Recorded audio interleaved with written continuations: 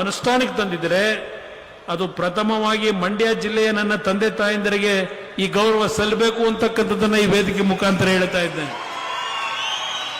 ಅದೇ ರೀತಿಯಲ್ಲೇ ಇವತ್ತೇನು ನಿಮ್ಮ ಒಂದು ದೊಡ್ಡ ಮಟ್ಟದಲ್ಲಿ ಕೈಗಾರಿಕೆಗಳ ಬಗ್ಗೆ ಯೋಚನೆ ಮಾಡ್ತಾ ಇದ್ದೀರಿ.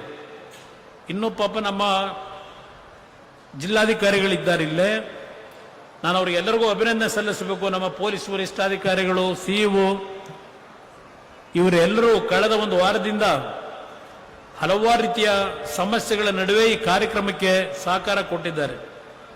ನಮ್ಮ ಆಡಳಿತ, ಜಿಲ್ಲಾ ಆಡಳಿತ, ಪೊಲೀಸ್ ಇಲಾಖೆ ಎಲ್ಲ ರೀತಿಯ ಸಹಕಾರ ಏನು ಕೊಟ್ಟಿದ್ದಾರೆ, ಅವ್ರಿಗೂ ಸಹ ನಾನೀಗ ಅಭಿನಂದನೆ ಸಲ್ಲಿಸಬೇಕು. ಅವರೆಲ್ಲರೂ ಇವತ್ತು ಯಾವ ಕೈಗಾರಿಕೆಗಳ ಅಭಿವೃದ್ಧಿಗೆ ಒಂದು ಜಾಗದ ಅವಶ್ಯಕತೆ ಇದೆ, ರಾಜ್ಯ ಸರ್ಕಾರಕ್ಕೂ ಪತ್ರ ಬರೆದಿದ್ದೇನೆ.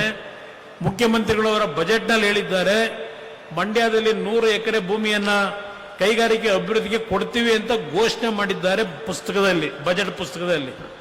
ನೋಡೋಣ ಅದು ಯಾವಾಗ ಕೊಡ್ತಾರೆ ಅಂತ ಹೇಳಿ ಕಾಯ್ತಾ ಇದ್ದೇನೆ. ನಮ್ಮ ಅಧಿಕಾರಿಗಳಿಗೆ ಹೇಳಿದ್ದೇನೆ, ಯಾವ ಒಂದು ಭೂಮಿಯನ್ನ ಅವರು ಐಡೆಂಟಿಫೈ ಮಾಡ್ತಾರೆ, ಹೋಗಿ ಅದನ್ನ ನೀವು ಆ ಒಂದು ಕಾರ್ಖಾನೆಗಳನ್ನು ಹಾಕ್ಲಿಕ್ಕೆ ಆ ಜಾಗಗಳು ಸರಿ ಇದೆಯಾ ಅಂತಕ್ಕಂಥದ್ದು ಒಂದು ವರದಿಯನ್ನ ಕೊಡಿ ಅಂತಕ್ಕಂಥದ್ದು ಈಗಾಗಲೇ ನಮ್ಮ ಅಧಿಕಾರಿಗಳಿಗೆ ಏನು ಸೂಚನೆ ಕೊಟ್ಟಿದ್ದೇನೆ.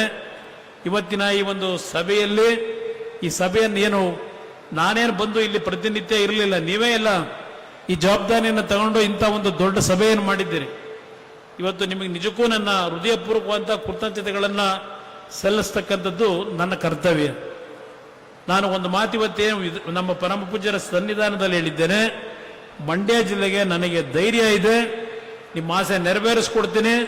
ನಿಮ್ಮ ಹೃದಯದಲ್ಲಿ ಶಾಶ್ವತವಾಗಿ ಕುಮಾರಣ್ಣ ಅಂತಕ್ಕಂಥದ್ದನ್ನ ನೆಲೆಯೂರ್ತಕ್ಕಂಥ ರೀತಿಯಲ್ಲಿ ನಿಮ್ಮ ಒಂದು ನಿರೀಕ್ಷೆಗಳನ್ನು ಮುಟ್ಟುತ್ತೇನೆ ಅಂತಕ್ಕಂಥ ನಂಬಿಕೆ ನನಗಿದೆ.